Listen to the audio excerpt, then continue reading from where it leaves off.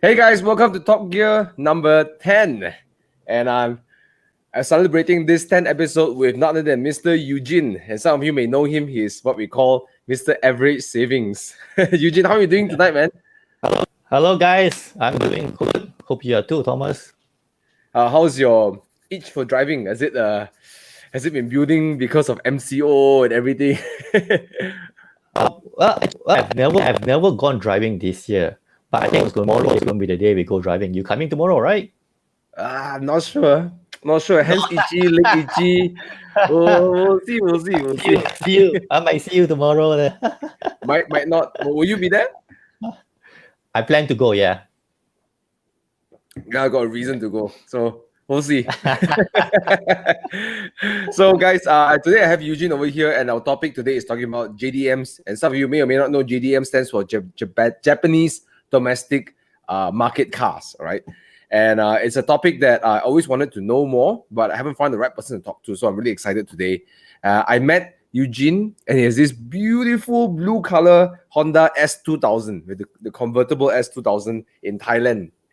I only got to see it on the way back because I was having food poisoning most of the time. And I had met him on the petrol station on the way back. Yeah. I think he took a picture of my car, took a picture of his car. Yes, and then that's how a little bit. Evo and Euro. Yeah. So Eu Jin, you also involved with Japanese. Why don't you tell the audience what do you do as well? I run a company called JDM Bottling. Basically, we are a business that deals with used, and new aftermarket performance parts, and also brand new and used original equipment parts. Our market niche, first we only look at cars that are Mitsubishi era Japanese sports cars. It's targeted and it's very niche. So our forte of the business is our ability to source for rare. So hence why I think you're the right person to talk to, because you are involved deeply with Japanese cars. Yeah. All right. So that's what we do.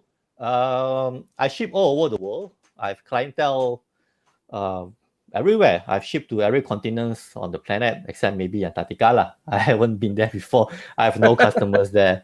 Yeah. Well, probably those the kind of modifications need there is not performance lah. It's probably snowmobiles. Yeah. So Eu Jin is heavily involved with aftermarket items, very rare ones, especially Japanese related aftermarket performance parts, original and stuff. So he's the right person to talk to about JDM, right? So I'm very excited today.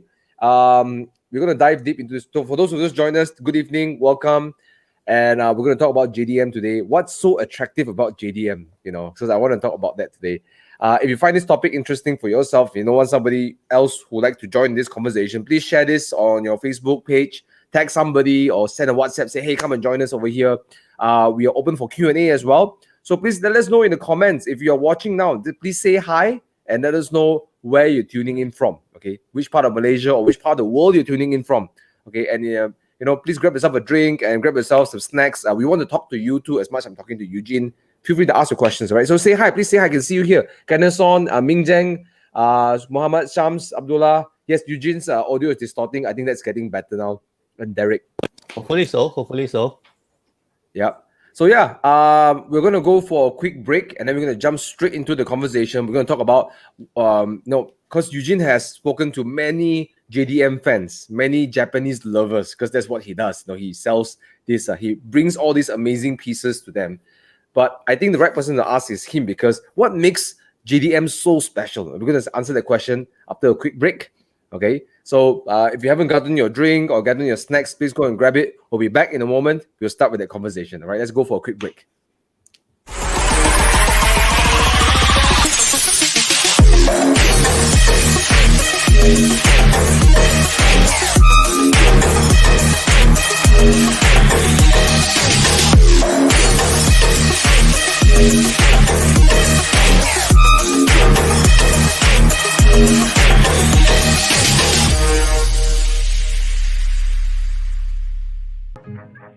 Save about 500 bucks. You save about 1,000 plus. To work out cheaper for me. 3,000, 4,000. 215, even more. It's for 200 plus. 400 bucks of savings.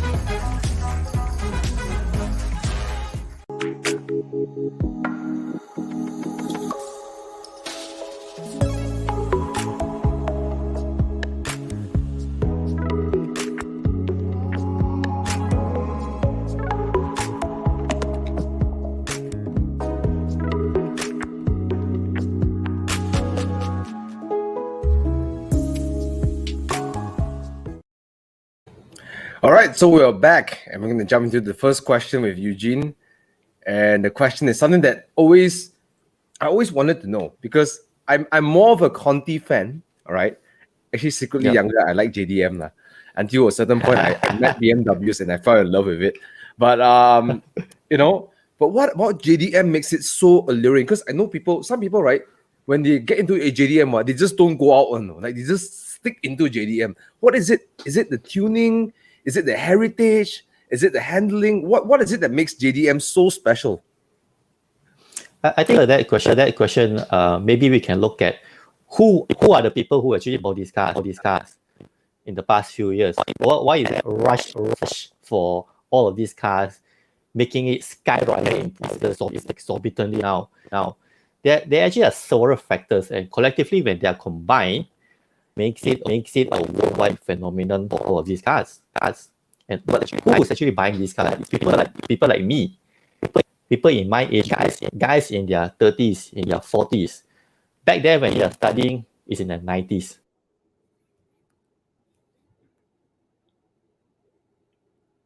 Cars that they want. Right, these are cars again, we lost you for a bit. All right, so I was saying, the people who are buying all these cars are people like me who are in their 30s and their 40s. All right.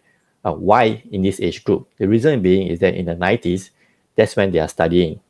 And when they are studying, these are the cars which they lust after. These are the cars that they wanted, but they cannot buy. Why? Because they're students. They can't afford it. Yeah. So you fast forward a couple of years, they are in the working life, collected a bit of coins, started a family, and now they got extra bit of coins in their pocket. And what do? They splurge, they spend on themselves. And what do they spend on? They spend on the dreams which they can't achieve when they were younger, when they were studying.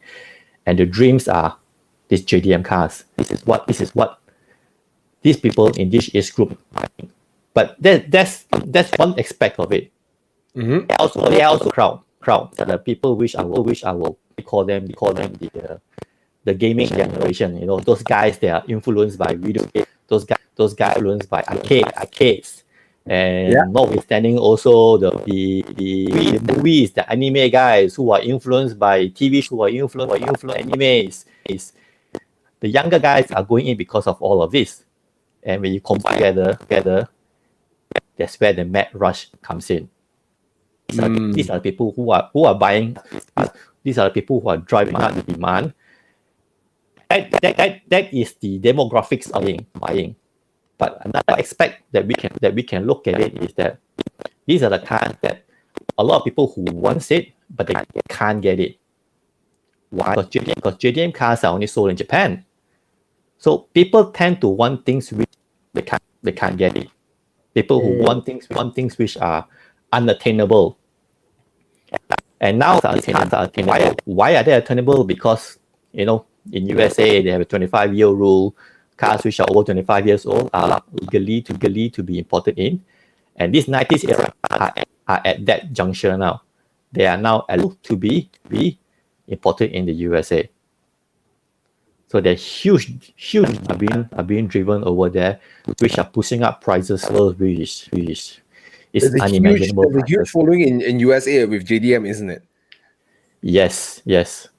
It's gone to the point where I have customers who have bought all these cars and parking to wait for the time when it's officially 25 years old, they'll ship the car back to their home country. I have a lot of customers like that. It's easy. It's cheaper to buy now than to buy later, right? So So what Why are the, not what are buy the cars now? have been skyrocketing? What are the brands have been rocketing for you, or like the demand and for parts and even for the cars has been skyrocketing? Well, it's always that select group of cars. 90s and sports cars, Skyline. You have your NSX, your Supra, you have your RX-7, Integra DC2, K9. These are the cars they are demand everywhere worldwide. But what is it that makes it so alluring? Is it just so you based on what you're saying? It's just Okay. because it's a Okay. it's a you know, like I wish I could have it, now I can have it thing, or what else is that makes JDM so, because you see, you look at Japanese cars, right? They're not known for big Yep. CC, you know, they're not known for Correct. you know, but they did have some crazy revolutionary technologies for sure, but they're not known for huge CC like the Germans and stuff like that, or the Italians that makes amazing sound. What about Japanese? You think that it's really driving it more than just the?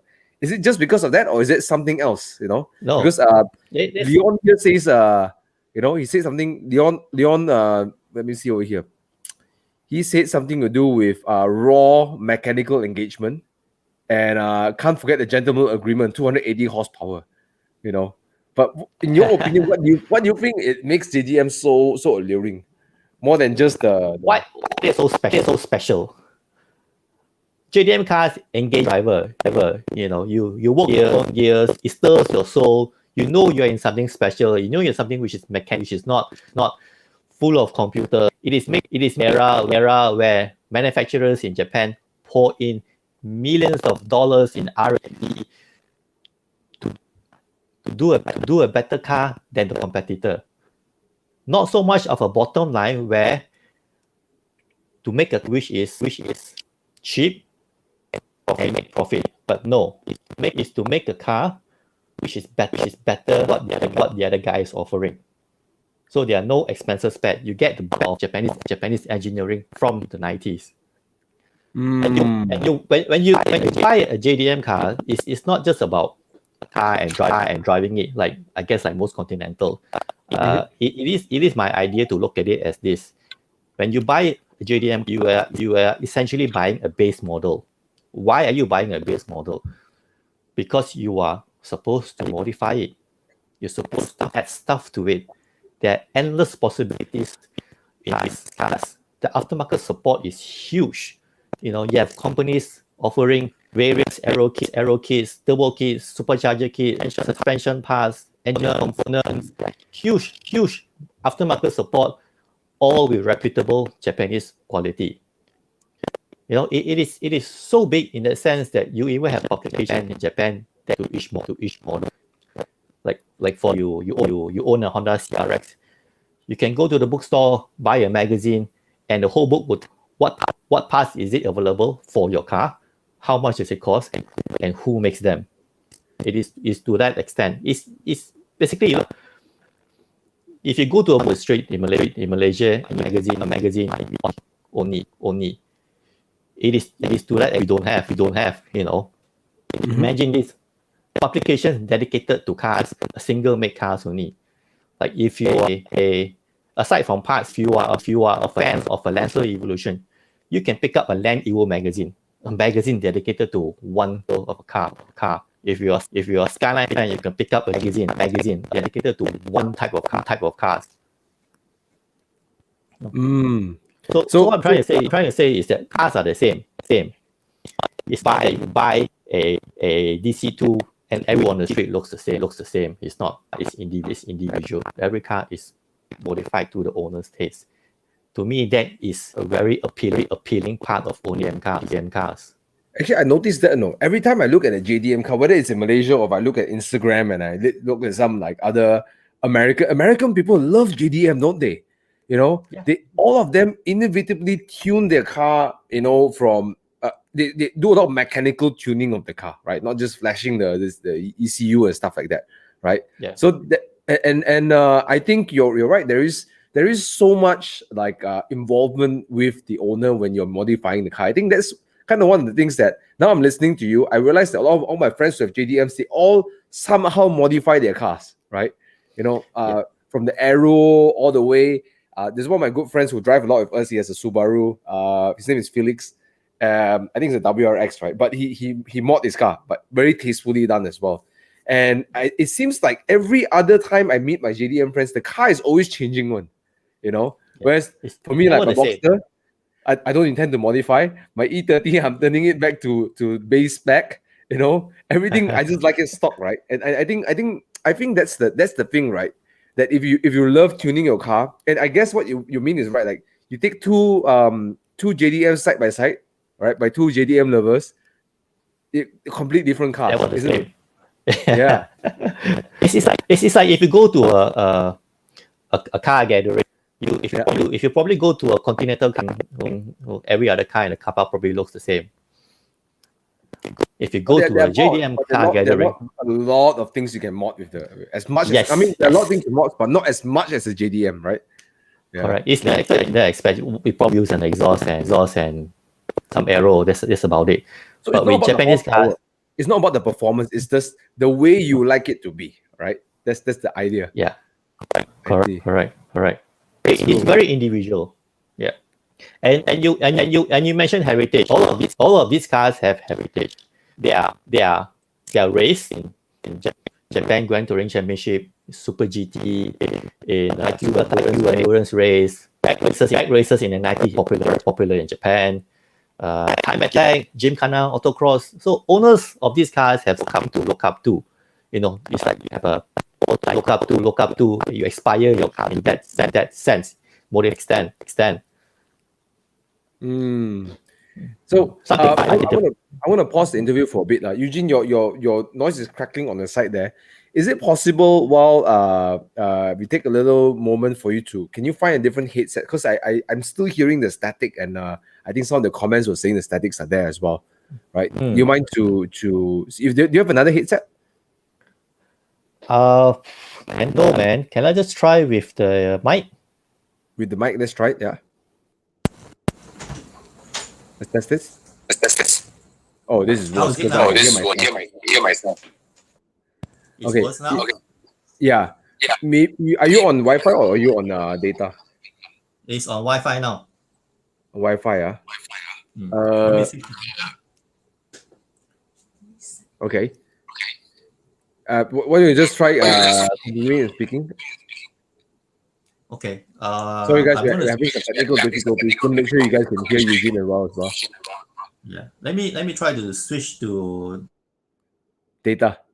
Okay, while Eu Jin is switching to data, guys, it's a different one. No, this is Bluetooth. Right. I cannot do it now. Hey, Eu Jin, why don't you try switching over to Then I think it's our Wi-Fi. This slow. 你個 5G. It's on my mobile now. On data now. Cool. Okay, how is it now? Try it with earphone now. So while Eu Jin is fixing up his so while Eu Jin is fixing up his sound, let us know in the comments below, guys. What kind of what JDMs do you aspire to have? What JDMs actually inspired you? Mine was the Subaru. I mean, growing up, I loved the Subaru. Eu Jin, can you speak again? Just try it one more time. Back. How is it now? Is it better? A little bit buzzing, but I think it should be better. Just give it a shot, right? Okay, let's try it out. Let's try it out. We'll do with what we have, lah. All right. I think you can still hear Eu Jin, but you probably have to pay a bit more attention, lah. We're sorry about this, guys, but we tried to fix it for the last 20 minutes before the show starts. Yeah, I have no idea what is wrong, man. Yeah, no worries. Oh, let's hear what the audience says. RS here says S2K was one of his cars that he aspired to have. Eu Jin had an S2K, all right. Tana, Prelude. A Prelude. Which Prelude? Pop-up headlights. Oh yeah, I love those. Those cars were drift machines, aren't they? The Preludes. Oh no, they are front-wheel drive cars. Oh, the front-wheel drive cars. Okay. So how did I know about JDMs?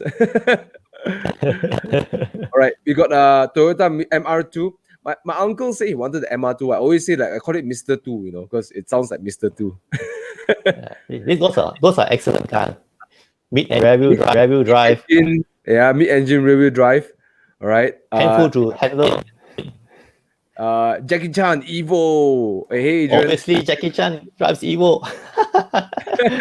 Let's see over here. What it is? The Skyline GTR, a GTR 32. Look, this. Oh, inspired me. So, oh wow. I think to see one in person is quite rare. Is it the GTR 32? Yeah, is it, would you agree? It's quite rare. It's quite a lot now. It's quite a lot in Malaysia now. Really? They're now, but of course, hoping. All right. It's appreciating in price crazily. Yeah. RX-7, of course, we gotta like the RX-7. Hawkeye Subaru, Yes. Sylvia. Quite rare. Thanks, Muhammad, for tuning all the way from Bangladesh. All right. Drift machines. Integra. Man, I sat in my friend's Integra in the track that day. One time. Strip everything out, just the Recaro seats. I think didn't much with the engine, stock engine, but just change the air system, you know, the air feed, you know, everything. Big like Brembo brakes, sticky tires, and man, we were running circles around other Golf GTIs, man. It just makes other Golf GTIs look very slow around the corners. Yeah, the interior is beautifully. It's crazy, and the price doesn't want to go down. The 60K, 80K don't want to go down, man. Crazy. Well, depends on which Integra. If you're looking at P2, people are asking in excess of 100K now. What? Yeah, it's crazy. Yeah, man. Yeah, this one says Mitsubishi Sterion. What's a Sterion? I never heard of it before. Sterion is a 80s car. Wow, gosh, how should I describe you? Jackie Chan has it in one of his movies. Really? Yeah. Wow. So yeah, thanks for sharing what your favorite JDMs are. All right. So I want to ask back to Eu Jin. What is the now? We know that you have a beautiful Nissan as well, but of all the JDM brands, which is the most inspiring one for you, and why? I think guys that know me knows that I'm an all-out Nissan guy. Why Nissan? Basically, it's just because of the skylines. Big fan here. But of course, Nissan does many other cars as well, and all of them are equally have huge following the world. You have the Pulsar GTR, the Stage, the Fairlady, the Sylvia, even quirky cars like the March Super Turbo, following around the world. But what's interesting about Nissan is this: worldwide, sports car sales are going down. Manufacturers like Subaru joining hands together making cars, coming out with the new Supra, the 86, Z. They collaborate to lower costs, to have these cars to the public. But not Nissan doesn't do that. They do everything on their own without any nonsense co-developments like what Toyota and Subaru. Everything is done. But there's a disclaimer. I do know that Nissan is collaborating mini electric cars. I think should be due next year. But that's another level. But on sports cars alone, there's no collaboration. They make their own cars. So you mean the Skyline itself is from bottom to top is fully in-house development? Yes, of course. The Skyline, when it started in '57, it was branded vehicle. Skyline was made by Prince before it became Nissan. But yes, Skyline is actually Prince, Datsun, Nissan throughout from beginning until now. But before that, you had so I know you love the Nissan, but before that, you had the S2000. What was it that capture? In fact, guys, I'm going to quickly show you some of the pictures if you don't mind. His S2000. So I met him in Thailand, right? He has some and he has quite some interesting pictures over here. So let me see if I can share my screen. Okay, share screen. All right, let's see. Okay, let's see over here. All right. So there's a picture of him being caught by the police. Okay, this actually didn't happen, right? You actually asked the police to. It was a joke. It was a prank. It was a prank, funny, right? to share this photo out. You remember right before this photo was shared in our group, I actually shared a photo thinking while driving. So I thought, what if I get Thailand? And they came about a police guy next traffic. There were these two police guys on the me in traffic. And I thought, hey, it'd be quite funny if I do this. What happened? Yeah, but I think I saw this in the group chat. I was like, what the heck, man? Someone getting fined by the police already. All right, what else? There's another picture over here. All right. What is this, bro? Okay, guys, I know some of you very dirty-minded. I know some of you already. I can read your mind. What is this, bro? It is the trunk of an elephant. So what happened was I was flooring around. I was driving, and then I came across this elephant sanctuary. So I thought, okay, let's go and check it out. I turned in, and there was an alley on the roadside. So then I thought it'd be quite cool if I got next to the elephant and take a photo, and I did that. But instead of me taking a photo of the car with the decided to enter the car and probably did a bit of vacuuming on my seat. This is an epic shot, man. It's an epic shot. So last week I wanted to show and my roof wasn't down. It's window. Oh, so you just snuck it into the window. Yeah. So that's your lovely S 2000, guys. Guys, do you love this car? If you do, let us know in the comments below if you actually like how this car looks, right? Let us know in the comments below. Lovely car. Yeah. The colors have now changed. No longer blue. It's blue. It's a darker shade of blue now. Yeah, I remember it at the lighter blue, but before you sold it, it was dark blue, wasn't it? No, I still have it now. It's dark blue. Oh, you still have it? Yes, I do. Oh, okay. I thought you sold it. Oh no, that's good. That's good to hear. Oh no, man. Okay, so that's why yeah, man. I'm gonna keep it for the trip, man. Nice. But tell me about this. I know you love Nissans, but what about the S2000 is so alluring for you? It sounds like you really like this car so much, you know? Because I heard you talk to someone about the S2000. I can't help but to sometimes I overhear your conversations. It seems like you like this car so much. What about this car makes it so for you such a great car? Actually, a lot of people ask the question. It's actually very different from the R34 car in the sense that I'm down by 50% power, 50% torque. It's not a very powerful car. But then as we grow older, you don't need a lot of power to enjoy the car. Power isn't everything. The car is as enjoyable as it is, even though it's half the power now. So what is so enjoyable the S2000? Slick gearbox, 6-speed slick gearbox, engine rev to 9,000 RPM. So I never thought I liked the convertible, but so it's the VTEC engine, right? With that engine rev to 9,000 RPM, it's almost superbike territory. And when it goes on song, it's just crazy, yeah. But the thing is that it feels like it's going faster than it actually is, lah. Yeah. Yeah. And when I bought the E30, I started to appreciate cars that are slower, but it feels fast. Yes. You know? Yes. The S2000 handles beautifully. I mean, it's not quick on a straight line. You chuck it into the corner, it just carves through the corner. I can keep up with cars which are much faster than mine, which have more horsepower than mine. The twisties, no problem with that. Even though it's the engine is quite pushed inwards, isn't it? So you're sitting quite far behind, right? Correct. The engine is right behind the front axle, so essentially you can call it a front mid-engine rear-wheel drive car. 50-50 weight distribution. I hope to see it tomorrow then. Okay, cool.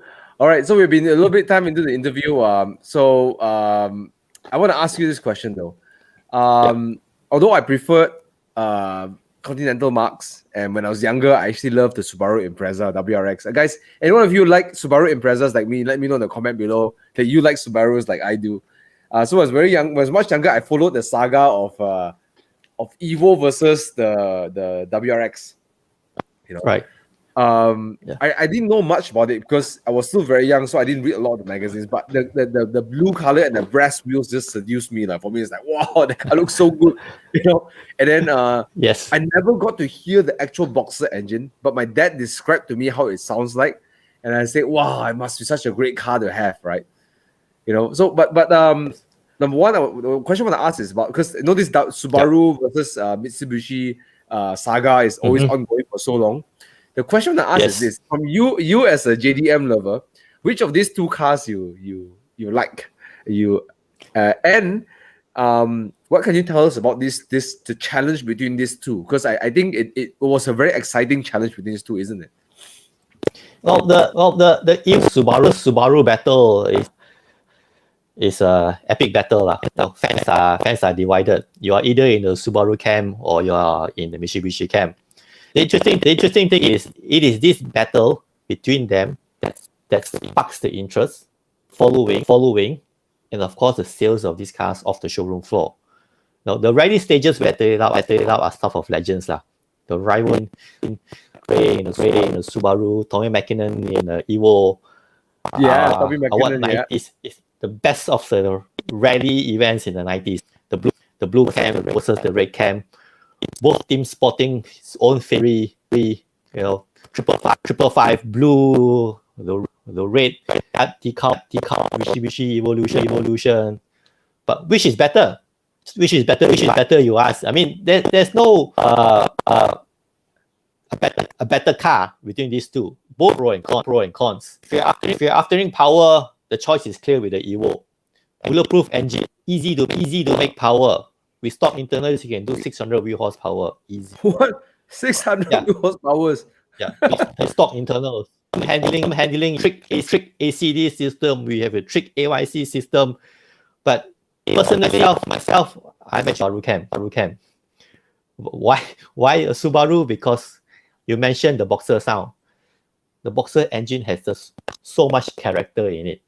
The noise it makes is so intoxicating. The engine may not handle power as well, by not as an Evo, but then the sound makes up for all of it lah. It's just next it's level. Unique, isn't it?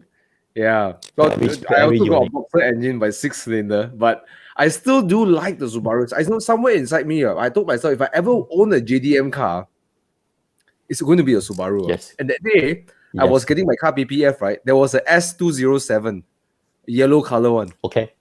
Yeah, parked behind my Spider, and I just couldn't put my eyes off it.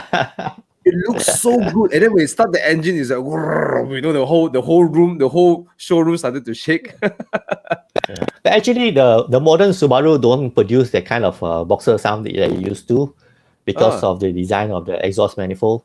The newer ones have equal length. The older ones have unequal length manifold. So the noise it produces is much more pronounced, much more loud. More raspy. Of course, much more nicer lah. More raspy. Yes. Yeah. A lot of Subaru fans over here. Jonah is a Subaru fan. Jonah is my childhood friend in Segamat, in Johor. All right. Yes. Trust Impreza is more composed according to Trust GTR 33. Both are awesome in both ways. I think it is. But Bobby's asking a question. What car would Eu Jin swap his S2004? The 911 Targa or the SL63 or the BMW M8 Cabriolet? Or would you not even do it? Because Bobby like to catch up with you, right? Yes, I will answer it. The choice is clear. The Porsche. Without thinking, if anybody want to swap, I'm ready. How much is the S2000 worth right now for in the market in Malaysia? It depends on the year made. I've seen 99 model sold transacted for 150, 160k. But I also seen a unit transacted for 280,000. So it all depends. Mine is an 07 model. Yeah, the highest transacted S2000 in Malaysia is 280,000. Wow, is that crazy? Yeah. Crazy. Are they difficult cars to maintain on the S2000? No, I mean, as with all the JDM cars, they are not able to maintain. We are only looking at maintenance, oil change, and the oil filter. That's about what else you do. Expensive when you modify the car. That's where the costs are. It's just like any regular car. It's no difference to maintaining a Honda Civic. Regular will change oil filter and delay.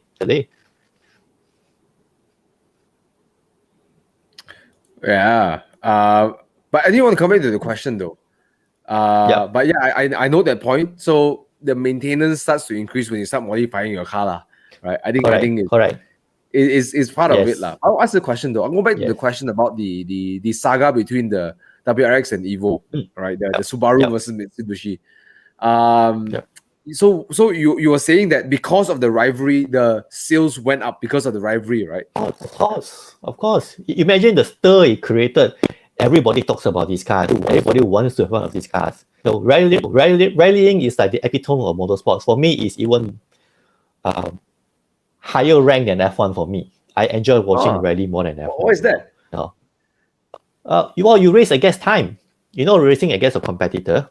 Yeah. Your enemy is time. So it's all about skill on the exact same stage. And Did it's you a watch the spectator video? sport. Did you watch that video? Talk about rally. I remember this video. The two Indian guys driving together, and then it's like, Samir, you're breaking the car. You got to focus, Samir. Yeah. No, rallying is a spectator sport. You go to the stadium. You can line up on the edge and watch rallies. I've been to a World Rally event before, and it's awesome. Not just the event, but the drivers are awesome. The drivers approachable. If you compare to the higher end of motorsport like F1 drivers, I went to F1. The drivers are not but rally drivers are no problem. You can walk out to them. You can chat with them. They're happy to talk to you. And these are world drivers. Yeah, like Colin McKinnon. Walk out to them, have a chat. It's fine. So it's communal motorsports feeling. I think rally drivers are a little bit crazy. The speed they're going through all these things. As if like there's no such thing as trees and obstacles. They just go on you. Yeah. You're gonna be crazy at doing 2 kilometers per hour left and right side, Yeah. So coming back to this topic, the WRX and Evo, who actually won more? So did Subaru won more or did the Mitsubishi won more in the rallies then? Gosh, I don't know, man. I think we need to Google this out, man. Okay. Sorry for stressing you out on that. But yeah, I think the whole rallying scene was although there are other cars around, right? You're right. Now, when I was younger, right, the rally scene seems to have only 2 cars, although there are many cars, right? It seems to be only Subaru and Mitsubishi. Like other cars just became quiet because of these 2 competition. It made the rally scene dominant. The noise was about that. And how are the cars, like what the most valuable? Is Subaru's more expensive now, or the older Evos are more expensive right now? If you talk about in the used market, the Evos are more expensive. Oh, really? The Evos command a better price. Yeah. But coming to back what you were saying about the rally events, looks like Subaru and Mitsubishi in it. Actually, Subaru left rallying first. Oh. And after a couple of years, Mitsubishi left. So they are no longer there right now. Okay. But it was when they were in. I remember picking up magazine. It was always these 2 cars lah. When I was at the 90s lah. Yeah. Bobby, ask you a question. Choose one rally car: the Lancia Delta Integrale Evoluzione. Alright, I can't speak Italian. The Quattro or the Subaru Impreza version 8. What? I'll take the Lancia Delta just purely because it is quirky, it is rare, and it's different. It's not the fastest lah, but I think what Lancia pulled off was pretty amazing with a rear-wheel drive car. It's rear-wheel drive, right? Delta? It's all-wheel drive. All-wheel drive. Oh, okay. All-wheel drive. Okay. Yeah. It's different lah. The car is, it doesn't look that fast, but it is fast. Yeah, but yeah, you're right. I think in the 90s, right, when you pick up a magazine and you read the rally segments, they always talk about these 2 cars, the Subaru and the Mitsubishi. And I could imagine, I wasn't paying attention to the price in the showroom because I was still young, I couldn't afford anything, but I could imagine the prices. Yeah. Actually now Subaru is picking up in price. The older Subarus, right? Currently, yeah, they're picking up in price. Yeah. What would be a Subaru that's worth? Okay, now everyone's watching over here. So since Eu Jin is involved with the global JDM market, So those 40 of you guys are tuning over here, they are going to ask a question that probably is pretty important for you, even if you're investing in cars, right? So what do you think is the most last question before we go on the break, right? What is a Subaru car? Which version of the Subaru Impreza that's worth investing in if you're thinking about a price that will go up? Buy the Subaru S22, S23, S204, and the older version 6 Type R, which are the Subarus. Those will go up in value. The older version Type Rs. Yes, which is the 2-door GC8. Oh, by the way, I saw in one of the show. I can't say which show. I did promise not to say which showroom. They are actually having a S204, and it's in yellow color, the signature color, right? And when I asked what's the price of it, they say not for sale. Wow, and they're storing it next to McLaren SLRs. Okay, storing it next to the G series Porsches. Storing. Where is this showroom? Cannot say lah. I promise the dealer. I cannot say which one lah. But I know whose car is that. but they wrap it up. Okay, so all the cars inside that specific area of the showroom is not for sale. Yes. And you open up, you see, wow, okay, a McLaren SLR, right? You get it, right? A Mercedes SLR, McLaren SLR, right? You get it, right? Yes. You see a 997 GT2 RS, you're like, wow, okay, you those cars are not for sale. And then you open up one car, it's like, good Japanese car, yellow color. I'm like, what yellow? Subaru S204, and the guy is like, this car will go up in price 150%. Yes. Yeah. Yes. All the S series will go up. So S2, 223, 23, 204, RR. These will all go up in price. But right now it's usually expensive. So late in the game already. Yeah. Last question though. If the car is modified, is it more expensive or unmodified more expensive? That depends on the person buying. They are collectors. There are two kinds of collectors. There are some guys who want an original. Some guys who buy a slightly modified cars and look for all the original back in, put it back in to make it as original as possible. There's one side of the camp. Another camp will be the guy who wants it to be modified because he's looking at savings. This guy has done all this thing. If it's not done, that guy will be doing it also. So it appeals to different people. It appeals to just different camps of people. I see. So I guess like it really depends. If it's willing buyer, willing seller at this point. Yeah. Correct. And furthermore, most of these cars are modified. You'd be hard pressed to find one which is totally unmolested.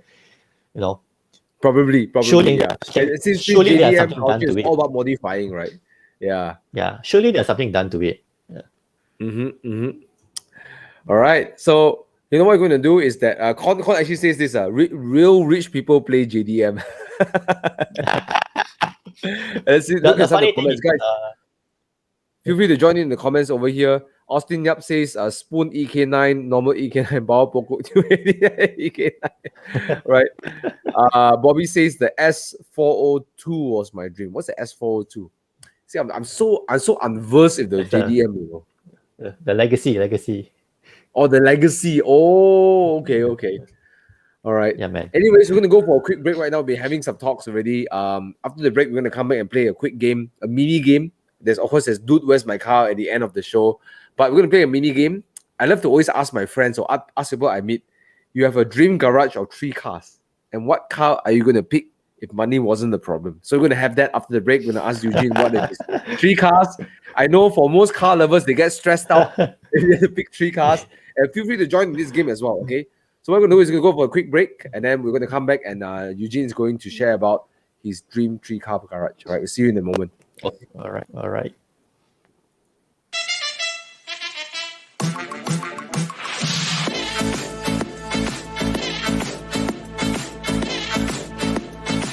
Too much for me.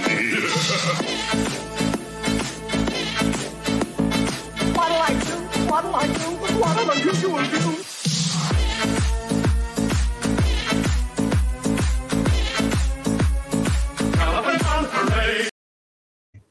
All right, welcome back. So we've been talking a lot about JDM earlier. We're talking about Subaru, we talked about Evos, and I think it's safe to say that a lot of people in this room here like Subarus. All right, let's play a quick game right now. Okay, because I like playing this game with people that I meet and friends to sort of number one, stress people out a little bit, but also to sort of know this person's character by the car they choose. Okay, so Eugene, we're going to play this 3-car garage, the 3 dream car garage. You can pick any 3 cars if money is not a problem. The only condition is that the only one condition is you cannot have more than 3. That's the only condition of the game, right? Which 3 cars would you pick and why? And guys, if you are tuning in, feel free to join us. Let us know in the comments below what 3 cars would you pick if you have only 3 cars in the garage. So Eugene, which are the 3 cars? Well, Thomas, this is a very difficult question because I like a lot of cars. I know. I struggle with this too. Yeah, and I like a lot of cars, and each of them for different reasons. But since you put it in the sense that there's no expenses, spare, all the problem. I want to pick cars which are selfish. By selfish, I mean cars which are two-seater or 2+2+2. But all of them retain some reliability and usability. There's no point buying owning a car which you can't use. All right. First on top of my, I think no surprise to a lot of people will probably be picking up a R34 Nismo Z Tune. Big Skyline fan be in the list. The Z Tune is the ultimate factory tune variant of the Skyline, highly durable. 19 units built in the world.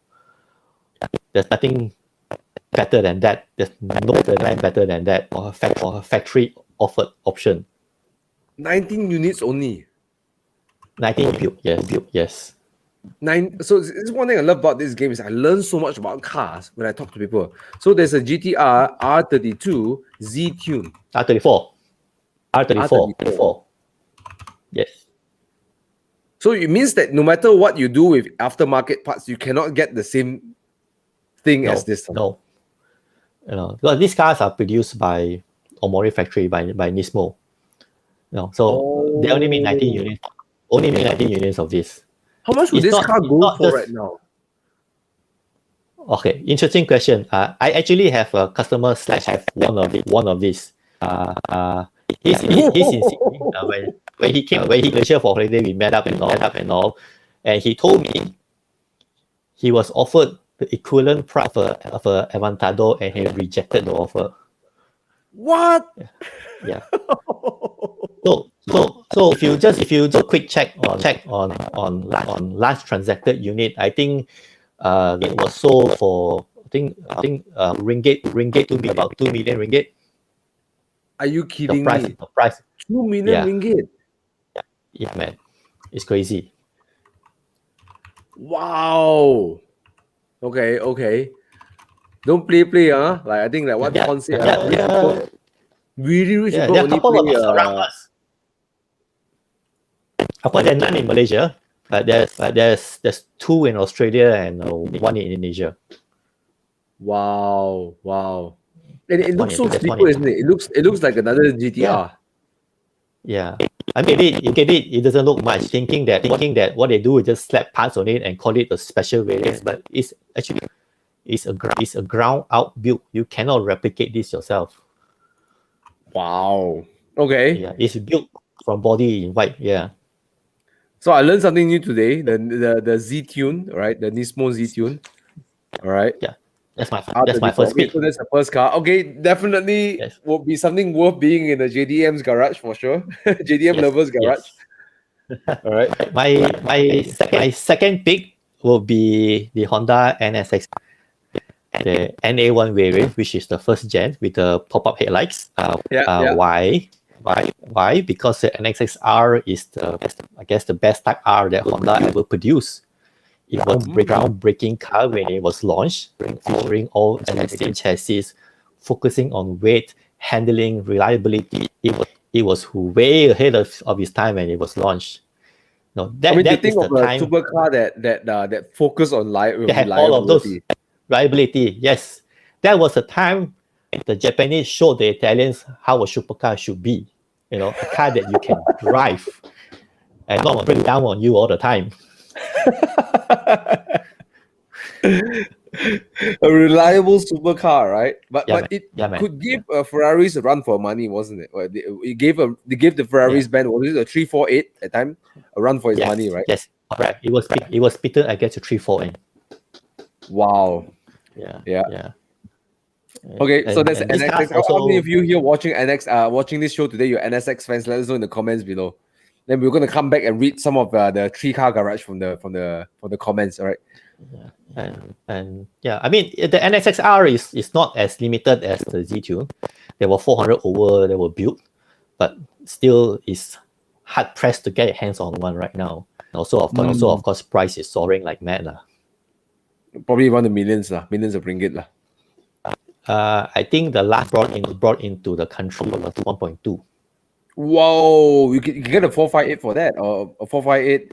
Yeah. No, probably not a speciale lah, but a 458 for 800,000 is within that range lah, or 488 lah. Yeah. Yeah. Damn. Yeah. Wow. Yeah, it's crazy money, man. Crazy money. But NSX was I think the first Japanese supercar, right? So Yes. so it's definitely worth its icon lah, the NSX lah, for sure. Yeah. It's up there. Yeah. So how about the third car? What would be the third car would you like to have in your garage? Okay, my third car would be a Subaru Impreza 22B. Whoa. 2.2 liter boxer engine, based on the WRC race rally cars. Icon with OBBS view. I mean, what's not to like, right? Wow. Yeah. Wow. Yeah. Oh, by the course, way, the 22B. Yeah. I have It's some also a amazing limited run neighbors car. in where I stay. Where I stay, the same floor where I park my cars, there is there's a 2-door Subaru. I don't know what it is, but it seems like it looks more like a S204 model, like that year. But this guy has the car fully kitted with like rally parts, like even like plastic windows and stuff like that. Blue color with brass rims, just exactly what I dreamt a Subaru to be, So every morning I come downstairs to open my door, I'm like, oh, what a beautiful car. I love my neighbors. The number plate 5. I can't remember. I never noticed the number plate because there's so much livery on it. I know that car. Oh, it's beautiful. It's so beautiful. So the Subaru you mentioned is the same generation of that Subaru, right? It's the same gen, but it's a different car. The one that you're referring to is a version 6 GC8 Type R, which is essentially a 2-door version of the GC8. That have a white body kit on it. It's not original from the factory. The 22B has white body from the factory, and it's a different engine. It's a 2.2 instead of the normal 2-liter engine. Also, and this is also a limited stroke to achieve 0.2 more. Yes, and it's also a limited run car. They produce 400 over units of the car, and if you want to pick one up, it probably cost you about 1.5 million now. Wow, what a freaking Subaru, man. Yeah. Damn. All right. Yeah, So I agree. you see. Yeah, you can see there's a. Oh, sorry. Go ahead. I'm saying that you can see that there's a pattern on my cars that I pick. They are top of the game for each manufacturer. They are limited run cars.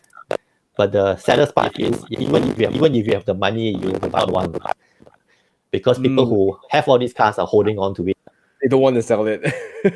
Yeah, man. For a very high price, I mean, if you have one of the Z tunes, I don't think you want to sell it, right? And especially if you're a Skyline fan, right? Especially if you're a Skyline fan. And I agree with Suresh as well. Let's look at some of the comments. I do agree with you, Jegu. I'm learning so much about JDMs. It seems there is so much desire around these cars that I'm oblivious to, right? Alex STM Rock, cool guy. He has a beautiful Ferrari California. He had the NSX in the first NSX simulation, 92, right? Spoon Sports Parts. Wow. Yeah, he sold it after 11 years. And then he was talking about doing 275 km in Little Kuching. NSX, the price now is double of what it used to sell. Yeah. Yeah, it's madness. All right, let's take a look at some of what the comments have over here about the 3-car garage. Con says the E92 M5 Subaru Legacy BL. Wow. Wow. Okay. Legacy is, I think he's a dad, right? So he needs a wagon, right? But But the BL is a sedan, the legend of the Legacy. oh, sedan lah. Okay lah, for the family lah, right? Yeah. Okay, let's see over here. The Dion Un says the 22B. What's the 22B, bro? That's my third choice. Oh, the third choice, right? Subaru Oh, okay. 22B. Yeah, man. And a Datsun Fairlady, and then the R32. I do like Datsuns though. Dinesh says the F40, Ferrari F40, the Broadly T76. Wow. R8, okay, with gated shifter. Yes, the gated shifter. You know, the interesting thing about the F40 is that the F50 have more desirability than the F40. Oh, They are less 50 produced than the F40, and the F50 appreciates more than the F40. But everybody knows the F40. Yes, there are more F40s than F50s produced. but was the F40 is that crazy one with the 2.9 liter turbo and Turbo, yeah. yeah, that car was just practically to drive it fast. You have to have a lot of Titanium. And it look, and I think the F40 actually look good for me at least. It actually look good. I like the black parts behind. Yeah. Yeah, it's raw. It's like a race car on the street. Yes. Let's look at the next few cars over here. All right, let's see anyone else. 3 JDM parts in the car. Wang JT has a beautiful Satra GTI and Satra Neo, and then he has also a Peugeot 308 GTI as well. So he says if Evo 7, wow, Evo F, Evo. Okay, all those words over there means nothing to me. That means like I don't know what is the FQ 360 FQ 400. They're different generations. Those are the UK. Those are the UK variant where the number denotes the horsepower it produces. Oh, So 360 horsepower for FQ. I don't know whether it's true or not. It's supposed to be fucking quicker. 400 horsepower on the 4-door. Oh, sorry, on the Evo must be really fast. Sedan. Yeah. But Bobby said 22B all JDM. Wow. Okay, let's see the last one. Alex Go says Mugen RR. Oh, is this the Honda Civic Mugen RR, right? The Civic, correct. Yeah, the one with the Type R, but a The little red bit colour more, right? Quite Yes. rare as well. I don't think we have one in Malaysia at all, Rare. don't we? We do. Oh, really? Oh, Yes, there are some in Malaysia. Yeah. oh wow. Nismo 400R and the Mercy SV. Oh, okay. All right, thanks for sharing, guys. Thank you so much for sharing your cars with us, your dream 3-car garage with us. So I want to move forward to another topic before we go into do where's my car, because I'm trying to keep this show below an hour 20 minutes. Okay, so I must confess, Eu Jin, I never really say that one day I want to own a JDM, but there is one Japanese car that really caught my eye. One day I was talking to Johan. Johan is the guy who take this picture behind you. You can see timeless machines, right? And he told me there's this beautiful car called the Hakosoka. Yep. And I say, what kind of name is that? It sounds like some sock, like what, Hako sock, And I Google it. I was like, oh my god, it's so freaking beautiful. It is. Yes, it is. Probably among a lot of the cars, not just JDM, right? A lot of the cars, when I look at it, I was like, oh my god, it looks so muscular. It looks so sexy. And what do you think about that car? Well, Hakosuka is basically a Japanese word. It's like a nickname for the car. It's not the car's official name. Translated, it actually means box skyline. It's a boxy. So the Hakosuka is the KPG C10. That's the code name of the car. They look awesome, like you say, full of racing heritage. But being a car from the 70s, you cannot expect it to deliver the same level of experience or performance as your modern cars. It's nice to have a garage alongside with other collections. Mind you, you might look at it as a car from the 70s, but the pricing of the car, it is just out of this world. It is just so crazy. Last I heard, the car was auctioned off for around like $180,000 US, isn't it? No man. It's way more than that. What? Like, yeah, it's way more than that. BH auction last year, 2020, they sold 133,880 yen. 33,880,000 yen. Sorry. So that's kind of like What? about 1.28 million. Yeah. The car was sold for 1.28 million. It's granted it's in mint condition. Is that crazy in pricing? But if you like Hakosuka, what you're looking at is the GTR engine, the KPC G10. That is just way up high in pricing. But it has a smaller brother. It has a smaller brother called the KC. Wait, am I lagging or just is Eugene lagging or me lagging? 10 Skyline, which is the 2000. Wait, I'm lagging. Are we right? back? Okay, we're back. Okay, so I was saying the Hakosuka, the GTR is next level, but you can actually look at its smaller brother, the 2000 GT, which is the KG Skyline. Wait, before we continue, I want to show the audience, because some of you may not see the Hakosuka before. I really want to show you guys. Guys, look at this. Just look at that. I mean, come on, look at that. Beautiful. Oh, look at that muscular. Oh, look at that front, man. So angry and but it's not like overly angry. It's so muscular. Oh my God. Yeah. Oh, look at that. If I see this rolling up to me, I'll just faint on the floor. Lah. It's so handsome. Guys, if you guys feel it's handsome like I think it is, let me know in the comments below.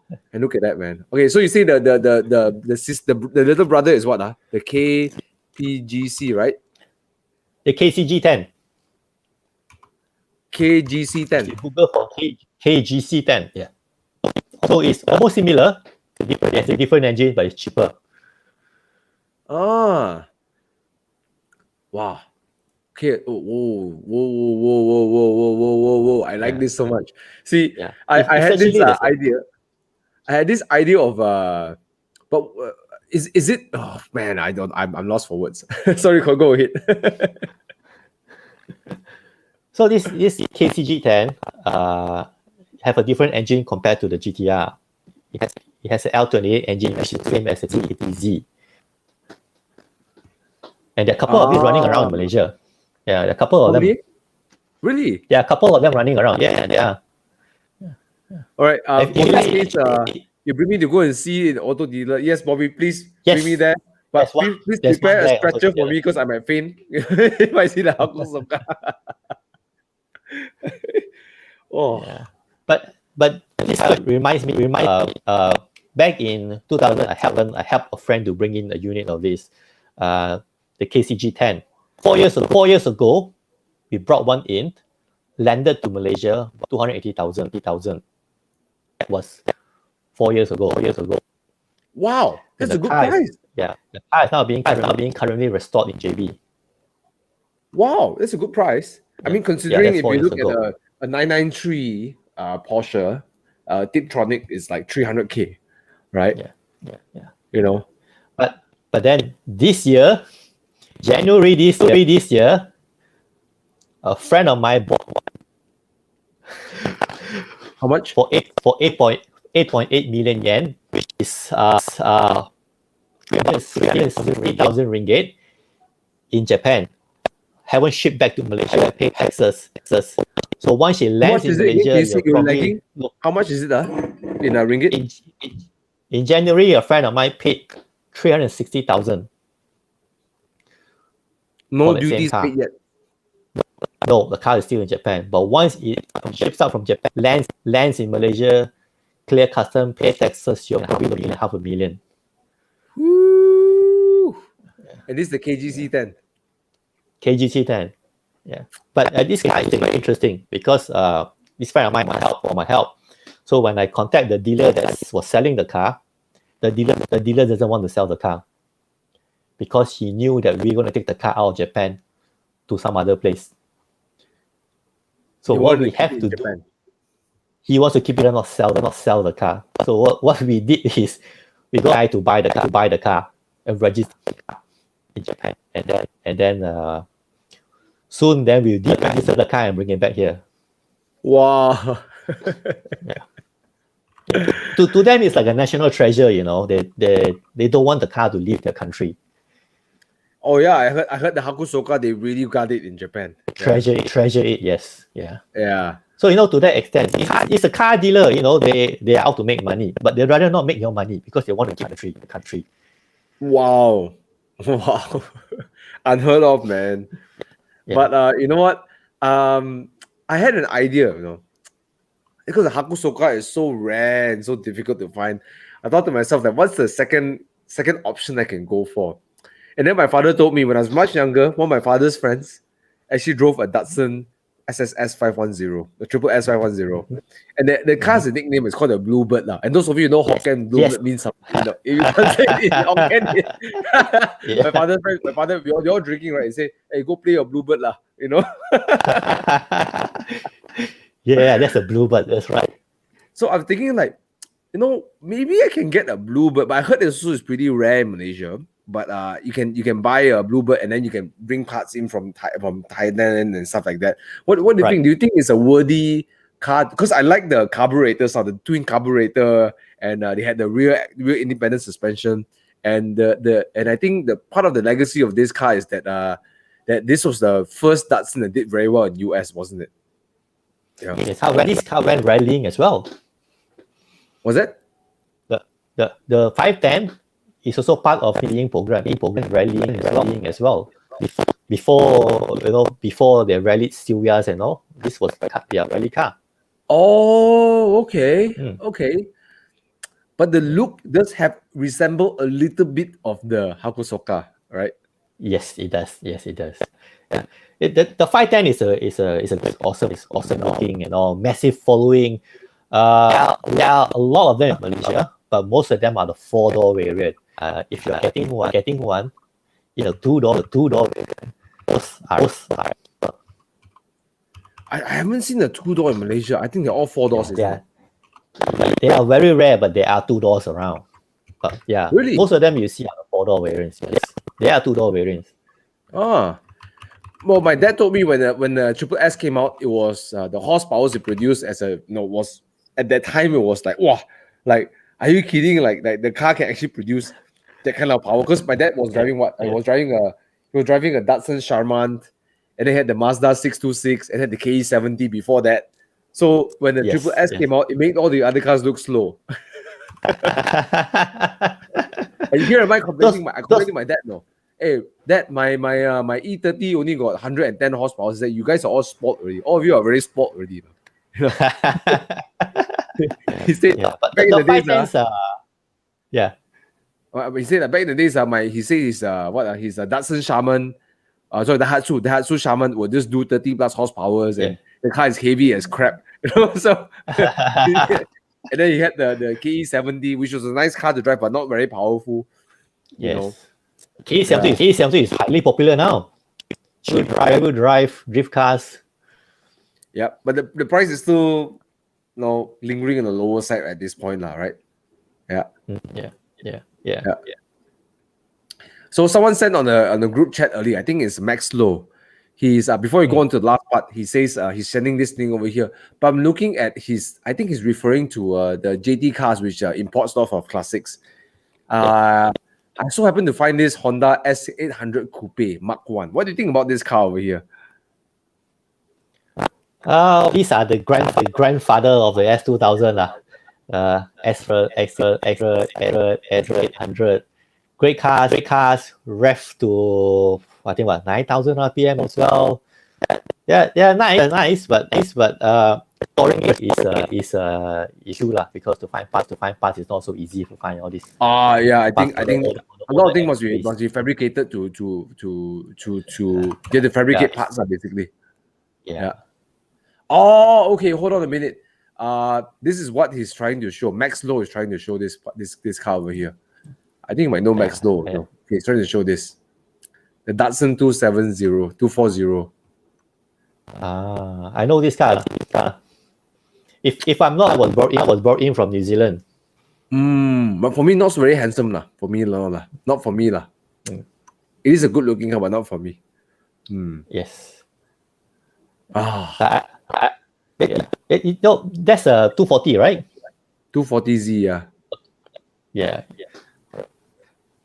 There's a lot of people get confused between the 260, 260.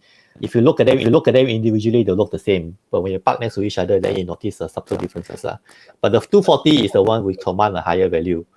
Currently, I have a friend restoring a 240Z. No expensive spare restoration. Yeah. Wow. Well, you know what? I always suspected. I always got this. I know, like, I always knew that there's a big, like, cult base following on JDM cars, right? And I just didn't know it was that big. That was is actually that big. Yeah, it's like a worldwide, everywhere around the world. If we just go to not Europe, but specifically US, right? They're crazy over JDMs now, isn't it? Yeah. Yes. Yeah. Wow, man. So I'm actually thinking, because right now I have my E30. I just seem to love older cars. I'm not sure what's happening for me. It's like now everywhere I look for older cars. There's something really charming about old cars. So I asked myself, like, what would be an old JDM that I would want to restore? I think it's the triple S510. Do you think, okay, on the scale to 1 to 10, is the SSS510, the triple S510, in terms of difficulty to restore, from 1 to 10, where do you think it is? I'll definitely ask you for advice when I'm going to restore it. But what do you think about it from 1 to 10? To be honest, I actually have experience with the fine. I've never passed on a 510 before. But from what I know, some parts hard to find. They have this special tips. I don't know what they call it. It just looks different from the factory one. Is hard to find. It goes in the thousands. These are not cheap even. Yeah. But if you ask me how to restore, I mean, if I were to pick a number on the air, I think I'll give you Give you what? I give you a 5. 5, Yeah, because the E30 is rather easy because parts are everywhere, and they're not that difficult I so far, after owning my car for a couple of months, and it's not that difficult. But you can find parts Yeah. But the Datsun parts are available. is difficult. Right? Yeah, I mean, it's just not. It's also popular countries. So you have the world at your feet for parts. It's not difficult. The best thing is, yes, it might be costly, but it won't be as costly your other 90s era Japanese legend sports cars. Still an affordable level. Yeah. I think the last unit that I saw was in Malaysia. Properly restored, drivable 510 4-door. I think probably about 50,000. Yeah, around there, 50,000. Yeah. It's something so quite okay. Would really consider restoring a 510. It looks really handsome. It's the closest I can get to a Hakusoka. You're gonna pay the money for the Hakusoka. I would probably get a Conti car, another Conti car, like I don't know, maybe for 900,000. I would won't spend all of it, but for 900,000, I think I'll buy something like a Gulf Wing, the SLS, I was talking to Bobby about it that day. I saw one in the flesh that day. I was like, oh my God, it looks so good.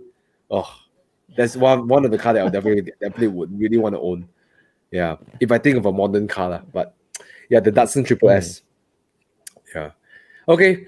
It's really 1 hour 15 minutes in. Let's go to the last segment of the game. Guys, if you're having fun with us, let us know. Send us some emotions. Smash the like button if you're actually enjoying it with us. I do apologize for a bit of the static and lag. But I hope that for those who are still watching, thanks for watching, and thanks for keeping up with us. Okay. So let's go and talk about the last part of the show. But before that, Eu Jin, thank you so much for sharing, just having a conversation about JDM. And giving me a bit more confidence to restore a triple S510. And when the time comes, I definitely will ring you up for parts. and advice. Thank you. Yes, I'll be Yeah. waiting. I'll be waiting, man. Yeah, I think that's a car that I really want to. Of many cars, I think that's really sexy lah. The EG, all these will look good and stuff, but there's something about the sound of that car. You know, the twin carburetor. It's like a mini American car. You know. Yeah. Yeah, the sound of the air suction. Yeah. When you give it a couple of revs, it sounds good. Yeah. Anyways, let's go and play the last part of the game, which is Dude, Where's My Car?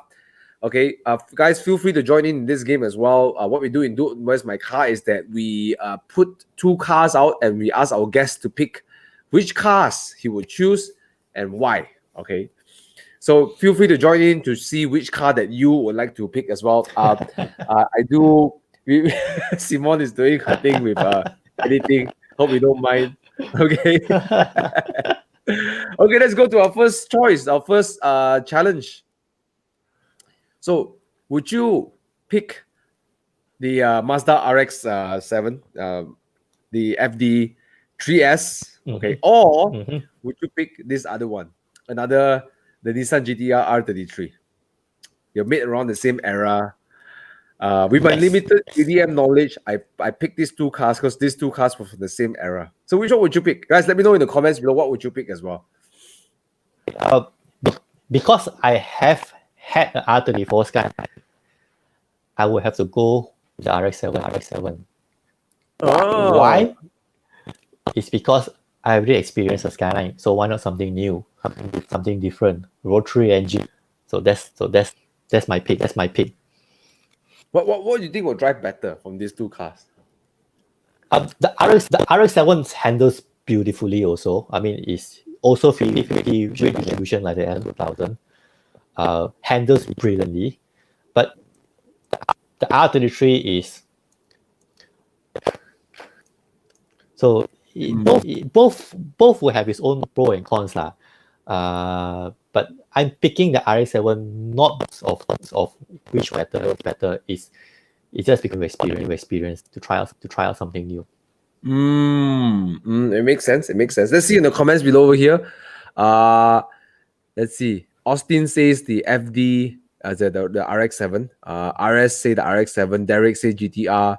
Jensen, you say the FD3S, the RX-7. Okay, cool. Kaneson is R33. Wow, quite mixed, 50-50, right? Dennis Chai says R33. Yeah, quite a little. Lester says RX-7. Quite a mix over here. Yeah. For me, both have its own, you know. both have its charm. It's quite a hard pick, isn't it? Yeah, I'm only picking purely because I had a Skyline, so something new. Well, I would pick the GTR because it looks very muscular, you know, very handsome, you know. Where I remember when I was playing, I never get to drive. I never got to drive any of these two cars before, but I got to drive them in what is that game? Gran Turismo. Gran Turismo, right? When you have no money in the beginning, you buy an RX-5 and then you race it a lot to win a lot of money, right? You know, in a game, the PS4 game, a PS game, PlayStation 1 game. Yeah. And I remember the Mazda car would always slide around like crazy, like the wheel will spin everywhere, you know. And then you get a GTR and you tune it like mad, and then you keep winning races. So both I had experience with in the game lah, at least lah. Yeah. Oh, Derek, apparently you know what I'm talking about. All right. So in this match of Dude, Where's My Car, me and Eu Jin both agree to disagree. All right, but Eu Jin picked the Mazda because it's just something that he wants, and for me, I never driven any of these two cars, but the Skyliners look very handsome for me. How much does it cost nowadays? These two cars, since we are here, before we go to the next one. Well, the last that I know, the R34, the last unit that I know was sold for 100,000. 150,000. 180,000. Oh, it's not too bad. Okay. Yeah. As for the RX-7, it ranges. A lot of owners are asking for 200,000 right now. Whoa! But realistically, I would say 150, 160 is a decent figure to pay. At the current cost, of course, back then it's way cheaper. But well, talk about appreciation, right? Yeah. Yeah, man. All right. Cool. Thanks for the extra info over here. I'm learning something. Come, let's go to the next one. Next, dude, where's my car? Okay. So, this one is really interesting. Some of you may or may not know these two cars. Right? You know what's the next car already? The Toyota Supra and the BMW Z4.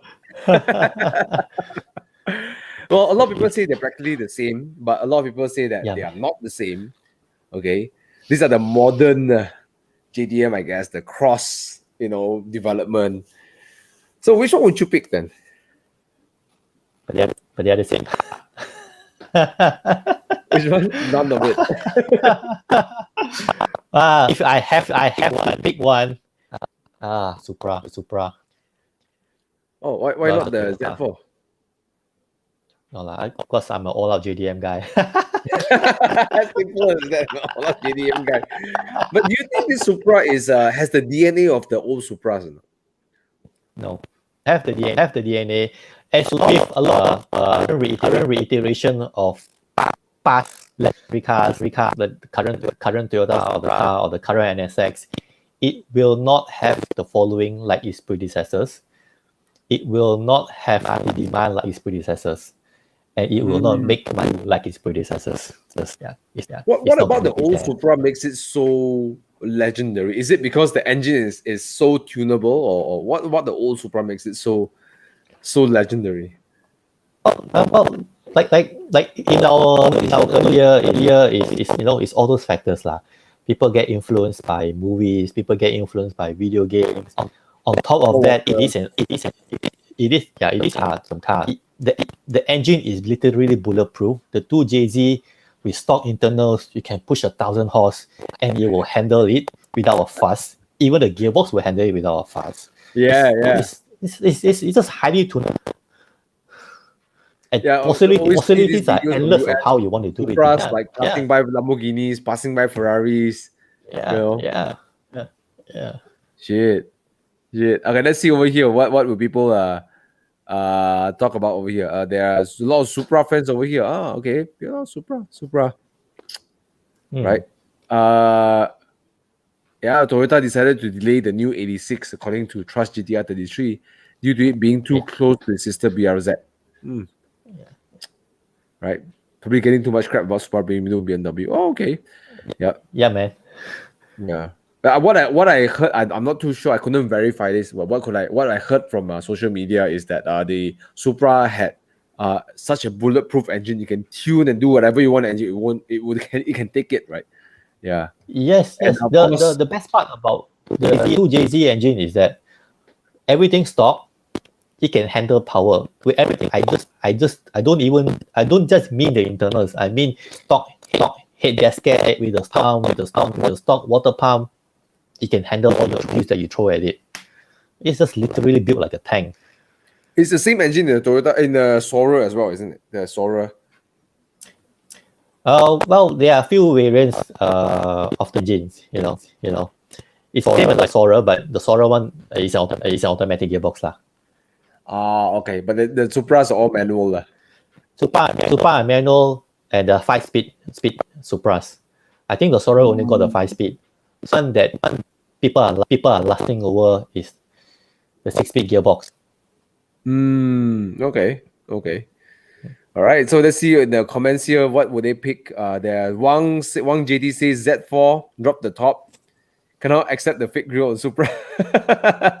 A lot of fake vents on the Supra. A lot of fake vents on Supra. Okay. Yeah.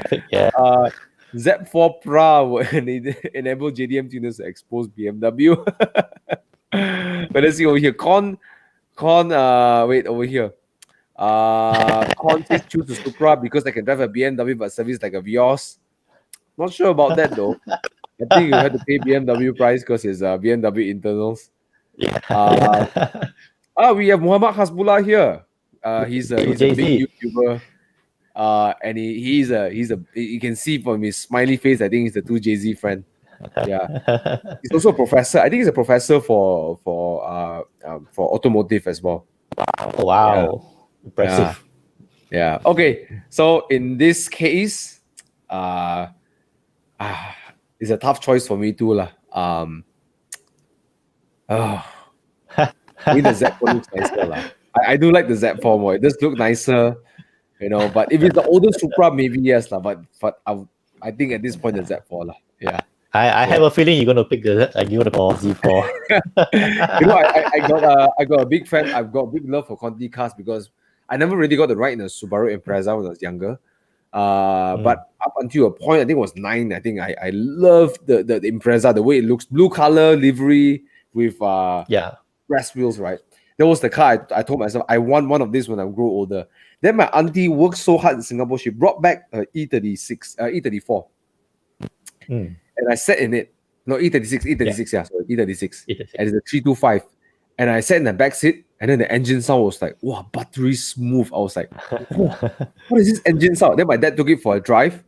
With a lot of B roads from Segamat to Gemas. I was like, oh, I want a BMW. That changed my mind. But, that's when you're hooked to BMWs. that was the moment it was. But I think somewhere in my heart, I still like Impreza. Every time I see Impreza, I just walk around it like 3-4 times, you know. So maybe it's telling me that I should consider be a Impreza in the future as well. Yeah. But for these two, I'll pick the BMW Z4. Yeah. Okay, cool. Let's go on to the last one.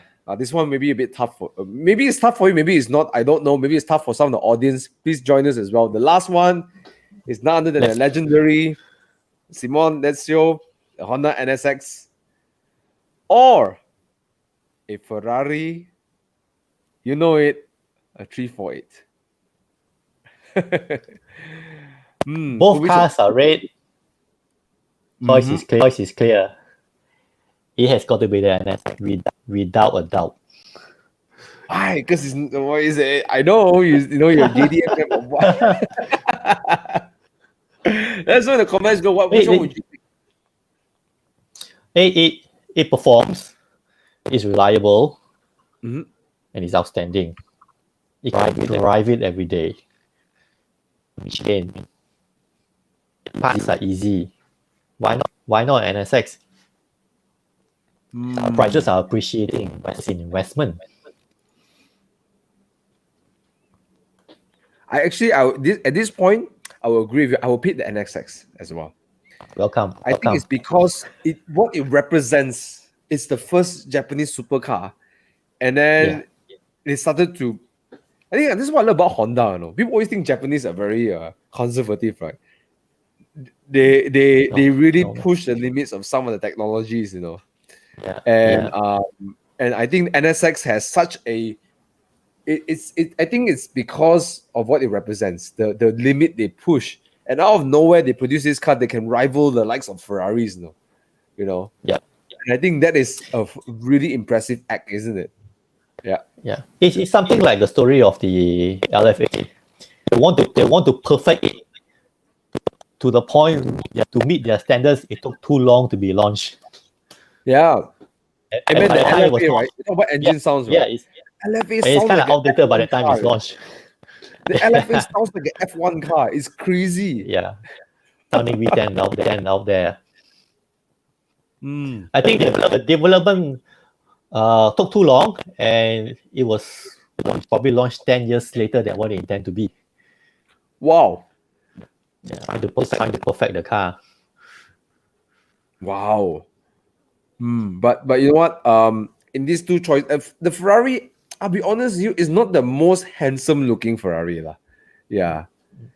But the NSX, I think, I do think that it's not the most handsome looking car as well, but I think there is something that it represents that is so, you look at it and like, wow, like you to think that for them to push the limit, and I think it's what Con says. I think it's what Con says. It captures pretty well.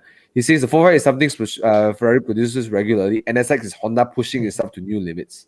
Yes. It's their way of showing the world how to build a supercar. Let's look at the comments over here. So go ahead. What do you say? I was going to say, if you look at today, it doesn't look dated. It is actually timeless. As with 90s era Japanese sports cars, they are just timeless. You park an NSX in the Honda showroom today, for the uninitiated, you might think it's a new car. Or you park the RX-7 in a Mazda showroom today, who doesn't know, he would have a new car offering. It's just timeless.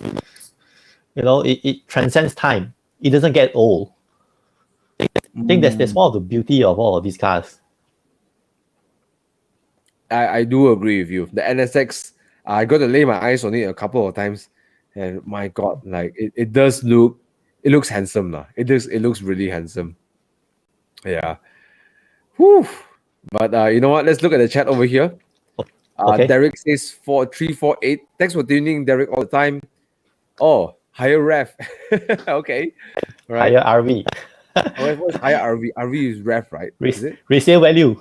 Racing value. Okay. So resale value. Resale value. Okay. True. Yeah, man. Con says NSX. A lot of NSX fans over here, isn't it? Yes, man. I don't think the NSX was actually faster than the 348, isn't it? I've had the pleasure of driving NSX a lot, but not the Ferrari 348. But NSX is not fast on the straight line compared to modern cars. But when it hits the corners, it just cuts them through them. It is fast in the twisties. Yeah. I think that's what makes supercars amazing. When you take that level of performance, I think that's where it really shines. Like the way it corners. Yes, the way it handles. I mean, it's not just about straight line speed. Anybody can do straight line speed, but for a car to handle properly it takes a whole lot of engineering for the suspension geometry to work. Wow. Well, we must be so lucky to be able to drive one of these cars. And I think I'm not sure which car is faster, but I remember my dad saying that the NSX actually start pushing, like giving Ferrari a run for its money. Like it actually, you can actually challenge a Ferrari, right? Yes. To think of car manufacturer that produces Honda Cup tire, economy motorcycles. You can produce a car that can rival a manufacturer that produces F1 cars and also produces supercars. Wow. Yeah. Okay, so for this segment, me and Eu Jin do agree on the Honda NSX, right? For Dude, Where's My Car? So, right. So. Yeah. I never get to drive one, but even to lay eyes on one, right? It's just so unique, Yeah. It's timeless beauty. Yeah. I do agree with you. Anyways, this is the end of the show. And it's already 1.5 hours. Thank you so much for tuning in with us. I do apologize for the video. We're trying our best to fix it, but this is the best we can. But thank you so much for bearing with us. And JDM, Eu Jin runs this company called JDM Autolink. And if you guys want to find out more about how can they contact you if they want to find out more about JDM parts, about bringing JDM cars in Malaysia, how can they reach you?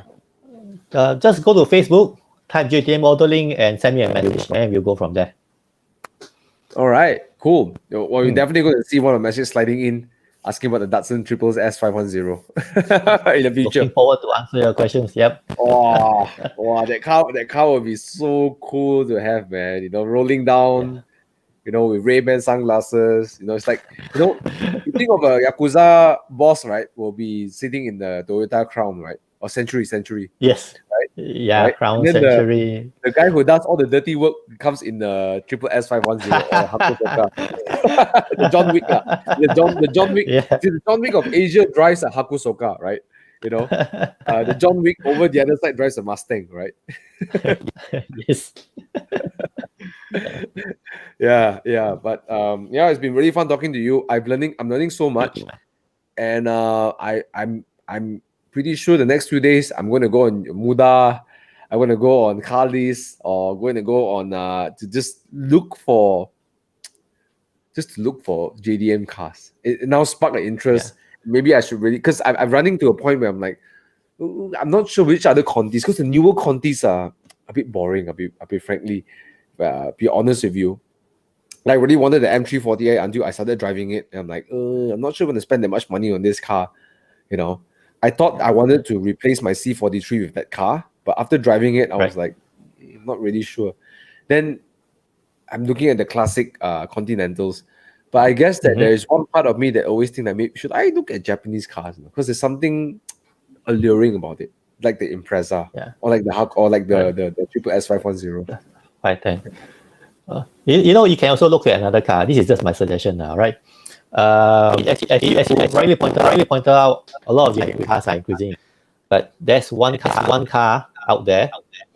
They are still relative K, and that car is the Civic Type R, the FD2R. The price have increased a little bit right now, but I think at the current market price of about 120,000, the price will continue to go up more in the future. 120,000 is still considered a good price. Yeah. And when you pass the 9-year, 10-year mark, when that car passed the 9-year, 10-year mark, and there is no loan available for the car, price drop below 100. I've seen it as low as it progressively go up. Now you probably can pick one for about 120, or hopefully a lot lesser than that if the owner is desperate to sell. But this car, the price will definitely go up in the future. Last NA Type R from Honda. Yeah, because after that, all turbocharged, right? And if this car handles anywhere close like the Integra, the FD, the DC2, like the DC2, DC. It's the same generation, right? The DC2 and the FD2R. Different. After the DC2, it's the DC5, and the DC5 and the FD almost the same generation. Yes. So it's actually even better than the DC. Not to say better in terms of what I expect. It's a newer development, more R&D. It's the agree because Integra and the Civic. So they are on a different lineup in their product scale. But FD2R, I mean, give you a couple of years, price will go up a lot more than what it is now. Of course, now it's already increased, but it will go up more. I'm looking at the pictures. It just doesn't spark a love in it. It's something that I'll admire. Because it's not any regular Civic. I think that's the beauty of the car, because it's a sleeper, right? It looks like a Civic. Yes. It is a sleeper. But it doesn't strike me anything, I'll be honest with you, it doesn't make me feel like, like my heart will melt and everything. The NSX, yes, Hakusoka, yes, Not because even because it looks too normal. Maybe for me it looks too normal. Yeah. But it's a good consideration. You're right. There's a huge fan base on FD2R. I think locally, overseas, FD2R is a huge following. So for sure the price will go up. I think I agree with you. Yeah. But my prediction of price going up because of the huge following is also the fact that FD2R is the last non-turbo Type R that is produced by Honda. Anything after that, if it's NA, it is the UK variant. It's a European Type R, which is not highly sought after. There's no good resale value of the car. The only one left standing is the Makes sense. It does make sense. That's the last high revving VTEC engine from Honda Japan, not from Honda UK. Yeah, you're right. You're definitely right. And with that gearbox, right? The way the gearbox feeling is, Honda gearbox are just the next level. Yeah. Butter smooth. Yeah.